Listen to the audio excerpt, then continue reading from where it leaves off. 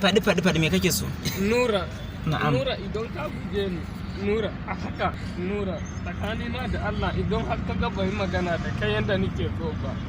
Zan iya rasa rayuwa ta tsakanin na da kiyaye. Ba za ka rasa rayuwa ba Allah ya kiyaye. a sanadinka a sanadin sonka wallahi hatta sa ina da aure kuma na kashe aure a sanadin Me zafi me fa don neman in zo in ganka kawai. To kai baka ji Nura yana kullun a rike aure a kula da aure ba? Me zafi?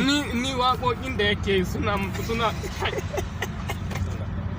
To yanzu ya kake so mi? Faɗi ya kake so ai. Yanzu sarki mu kare samu da gaskiya. Faɗi yanzu me kake so ai kai? Nura. Zuciya ba za ta yarda yi maka. Ka zo wani abu sarki wallahi ka gane sarki saurare ne nan dan baka ba da ka gani na ba ban da ka ban mu yara to duba Nura saboda Allah na taso daga garin Neja saboda Allah me kake so yanzu ai so nake na kawai me kake so ai maka don Allah Nura ni dai ina so in kasance tare da kai don Allah Nura kamar ya don Allah Nura duk inda kake ni ina tare da kai kasa akwai wani